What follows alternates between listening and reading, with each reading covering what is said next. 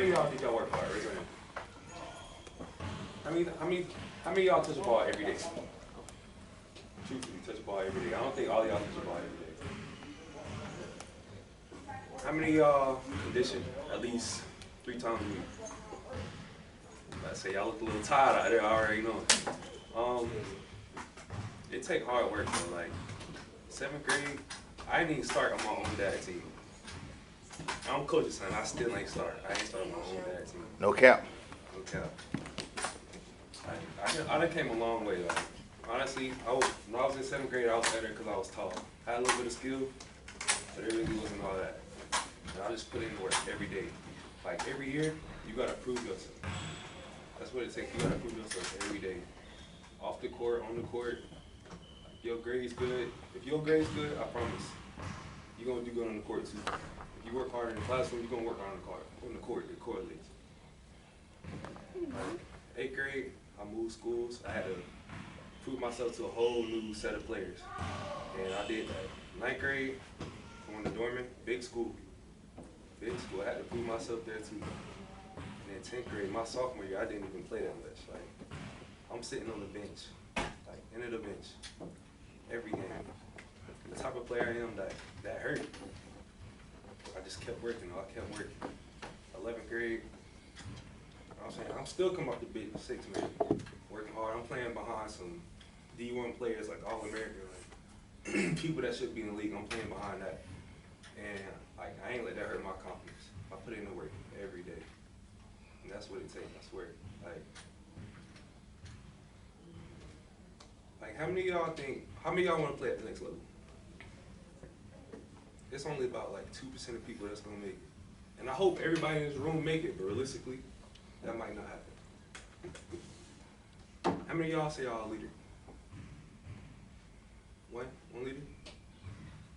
How much you think you talk out there? I wouldn't talk so much, but at the same time, give them all a good emotion to the other teammates. And hype their mood up in the game. No matter if we lose or win, still keep the hype up. How many of y'all want to be a leader? All y'all say y'all didn't take that step. Nobody? Didn't try to stand up and get it. Anybody else? Y'all say y'all want to be a leader? You can start right now. I didn't really think that I could take that role of because a lot of people were better than me, and I didn't know if that would affect the role of being a leader. The leader ain't always like the best person on the team. Like sometimes, like the leader is just like somebody who like comes into practice every day and get their effort. And if I see somebody get their effort every day, whether they the first person getting all the shots or the last person on the bench, I'm gonna respect that. Cause they going hard, that means I gotta go hard. Y'all got any questions? I'm gonna tell you guys, when you're trying to get somewhere in life, it's best to touch tangible. He's right here, same program. We set this time aside for you guys. So any questions you got, you know, what? It can be about anything. It don't even gotta be basketball. Be about anything. What was your first D1 offer? You'll see that. My first offer.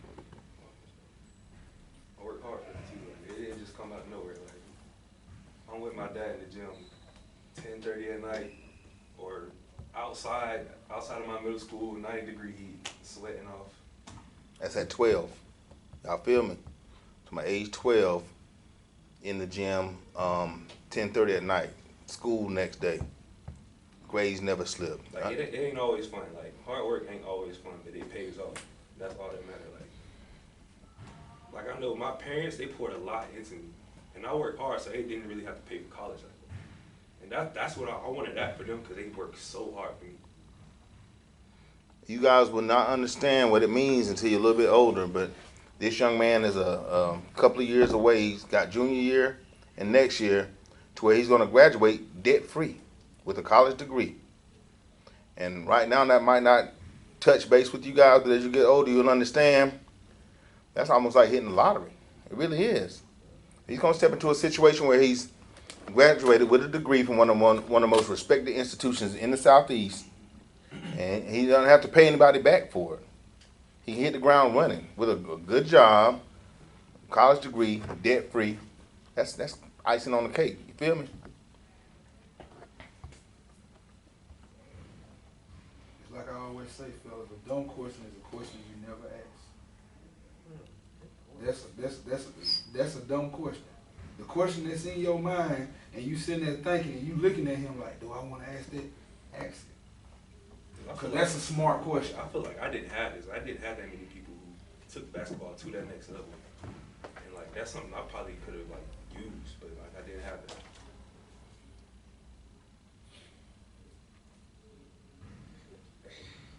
Earl, what's the importance of your grades and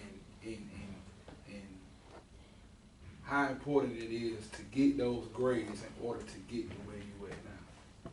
I done seen it like I done had played with a bunch of great players, but like some of their grades was like slipping. It was real low in high school, and it's like you could be going to court, but if your grades ain't good, you're not getting into college. Like you still have to do the school part. I know people now who probably just as good as me, better than me, doing nothing right now because their grades just weren't where they needed to be. And like I just told y'all, if your grades good in school, you're not stressing about it on the court or practice. So your play is gonna get better on the court because your grades is good. They correlate. I promise. Where does competition start, guys? In the classroom. Who said that? School. Competition starts in the classroom, right? In the school. And if you can, I'm telling you, if you can learn to compete in the classroom, it means something. Number one, it means you're a different type of kid. But that's exactly where it starts. Competition starts in the classroom. If you don't put your effort in the grades, one of the things I'm most proud about him, you know, as a dad, I don't want to talk too much about the dad aspect. But I never really had to get on him about grades. And if I got on him about grades, it was actually, if it was a low B or something like that. You know what I'm saying? That's the type of household we had. We set the bar. First of all, it's good to set expectations. All you need to set expectations for yourself. He do the expectations from the classroom side, and no matter what he did on the basketball court, as parents, we always made sure that he understood that the school part, that's what mattered to me. You know, that's what mattered more than anything. Me, I ain't never done the things that he done in basketball. I've never done that. But in the classroom, I was an animal. And that's what I try to instill in him and my daughters, to understand that the main thing, the classroom, in the whole term student athlete, there's a reason the student is there first. You understand? Sure. And that's important to understand. He had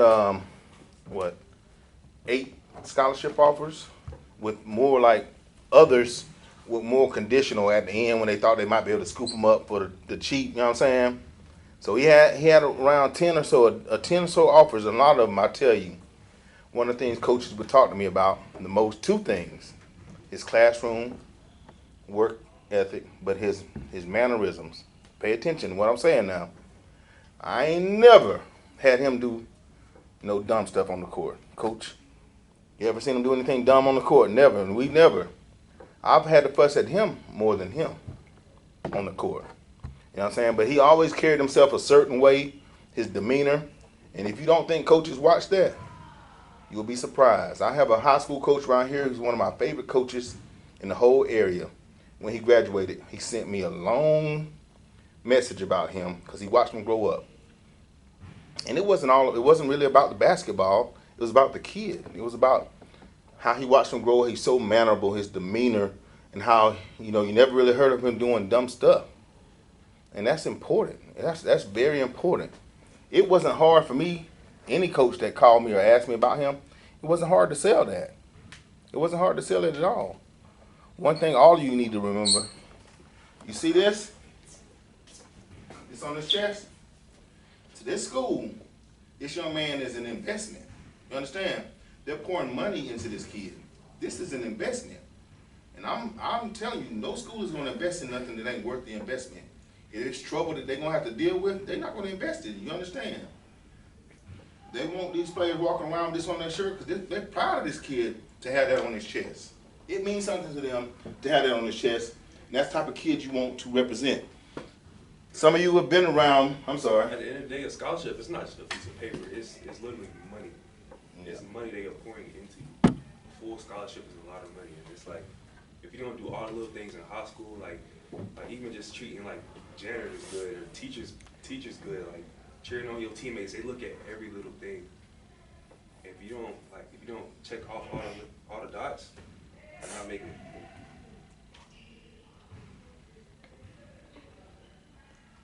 I know you talked about just working hard, like middle school. He'd tell you 10:30 at night, 90. There's been times I was out there on the court with him praying to God. He'd say, "Daddy, it's too hot." You know what I'm saying? There are times I prayed for that, but he worked hard. This your age when he didn't start for me.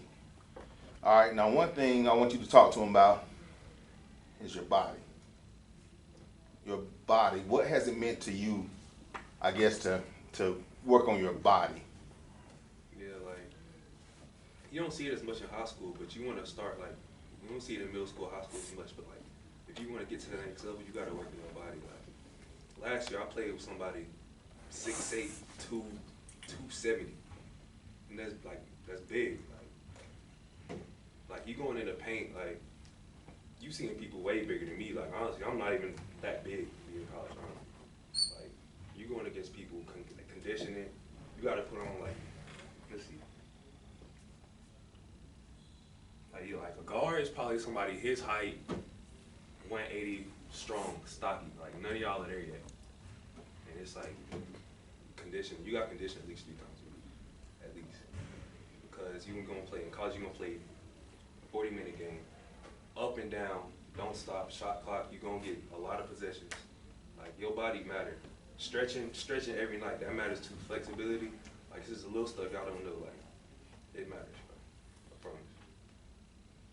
Pay attention to what he said. Now, there's a difference between lifting weights and stretching. And both are very important. Y'all feel me? Both of them are very important. I tell people all the time, people ask about it. I mean, if you go back and look at pictures of him 4 years ago, I'm like, damn, that boy need to eat something. You know what I'm saying? That's what you're going to say. But he started taking his body seriously, and it changed everything for him. Number one, coaches saw that he wasn't just a tall rail. You know what I'm saying? That he could fill in. They want to know what they can develop you at in college, and they want to see if they can put meat on your bones. Now, Brady, I'm going to tell you, you're a guard. Now, all the rest of you guards, listen. So, like he was talking about size of a guard. I'm going to go ahead and give you a name. His name is Kerry Rich. So I ran across Kerry my freshman year at USC. And it was the first time I realized what it really takes to be a college level athlete. Because Kerry was a point guard and he was benching 300-something pounds, which was absurd to me. You know what I'm saying? But I saw him how he would easily just shed defenses off of him with a bump. He could absorb the contact going through the paint. It was no problem for him. And that's when I really started realizing the importance of nutrition, stretching, lifting weights. Because I saw how Kerry really poured into that. You know, like I said, Earl, he didn't really get into it until he was a little older. But like I said, in middle school, I never really pushed him to lift weights in middle school. Now, even in high school, I kind of joked at it and stuff, but I never really pushed him. It was really he had to get to the point where he pushed himself. And I never really have to say anything to him. I come home, he's working out when he's home in the summer. When I call him early in the morning, now, before school, what time y'all practice every morning? 6:30. 6:30, some of y'all still in the bed.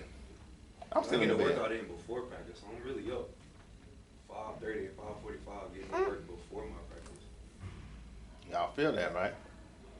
And then there's the expectation that he does that, study, puts in the work to be on the court, and as well as keep his grades up.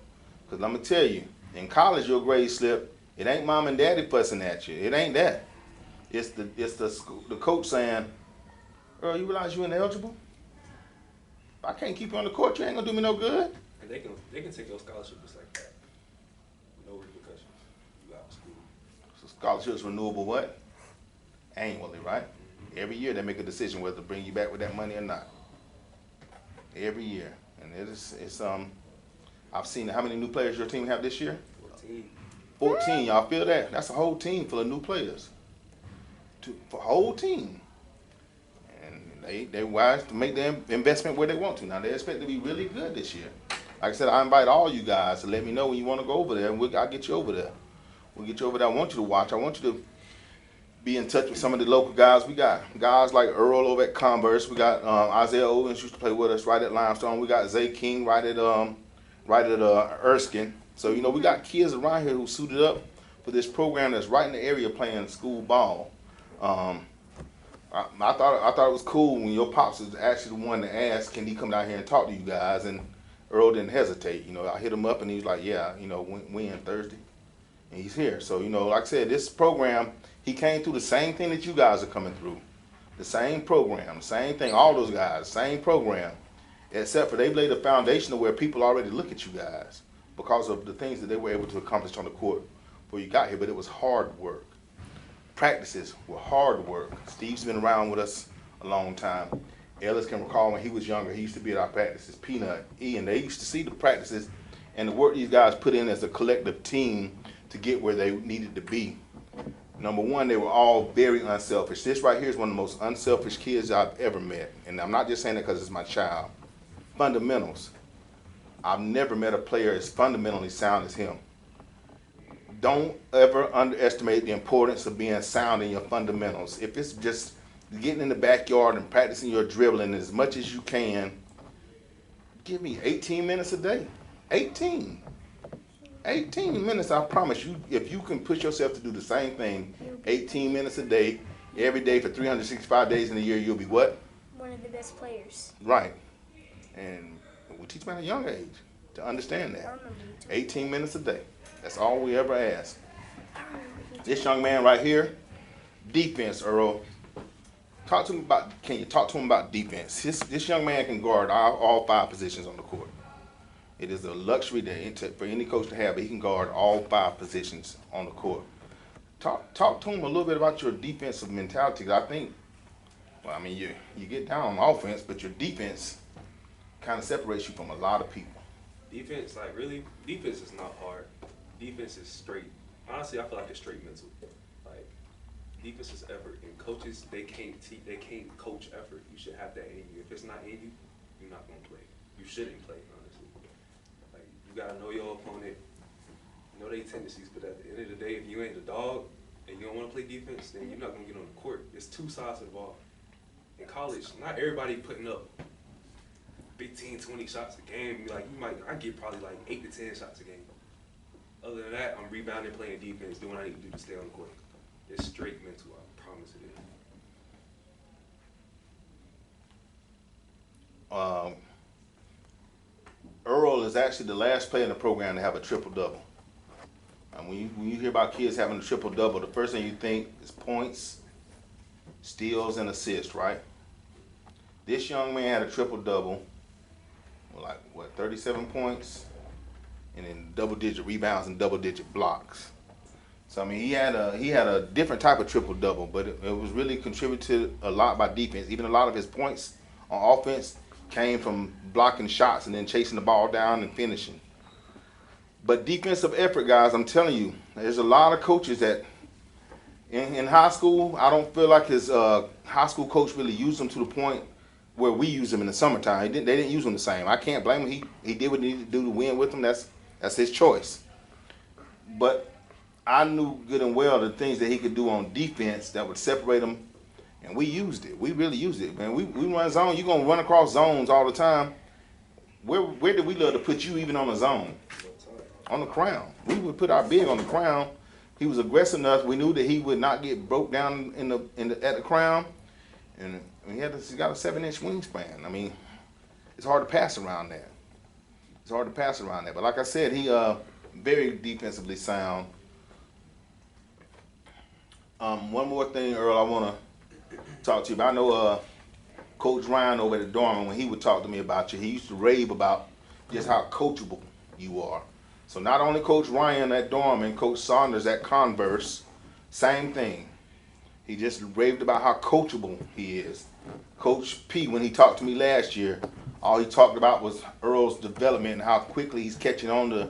They run a very complex offense, and for him to play as many spots on the floor that he does, he has to know every spot. But being coachable, can you talk to them about being coachable? What that means? Like, sometimes you get yelled at and you're not really hearing what they saying. Like, you gotta really hear what they saying. They say like, oh, you're not playing hard, blah, blah, blah, blah, blah. Play harder. Forget what they saying after that. Being coachable it can be tough at times. It can be tough, but like, eventually, like, you start doing the stuff your coach tell you to do, he gonna play you, because most of the times your coach not gonna steer you wrong. He telling you what to do so he can put you on the court so you can produce, so y'all can win as a team. I'm gonna tell you as a coach, do you ever think a coach don't want you to be successful? Understand, it's in the coach's best interest for each one of you to be successful. And that's the same thing as in college. And like I said, there's a certain way you got to approach this game. Now, when I talk to y'all about killers, like I said, there's a mentality you got to have. There's a mentality as we're developing players that have a mentality of killing. There's no need to have the tools if when you stick the knife in there, you're just going to pull it right back out. You got to put that thing in there and turn it till they stop moving. You understand?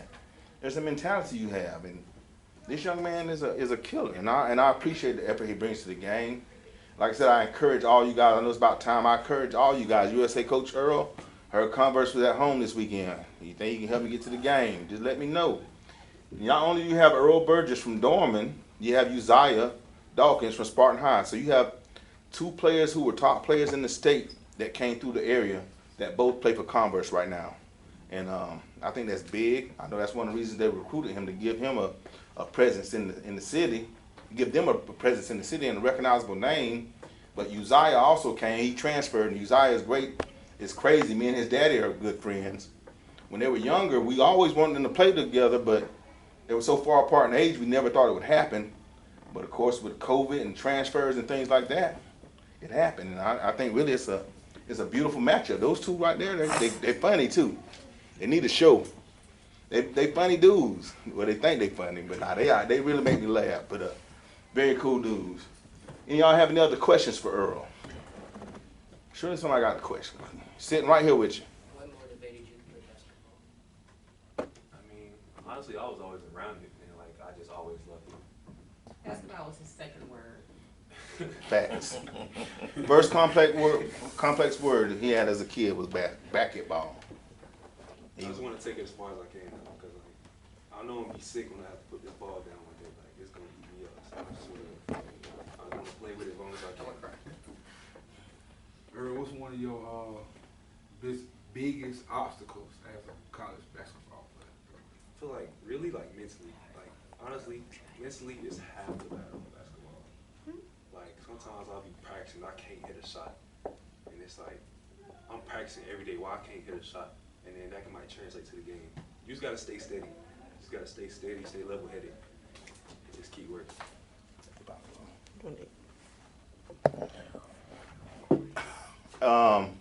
Any advice you got? I know we gotta get out of here. Do you have any other advice that you give these guys on their path to get where you guys are? Is there any? What's the biggest piece of advice you can give these kids?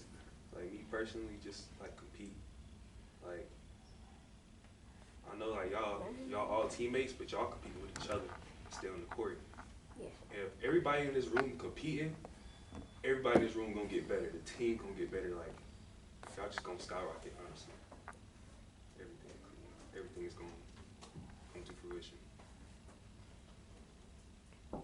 Let's give Earl a big round of applause. I appreciate your time. Thank you.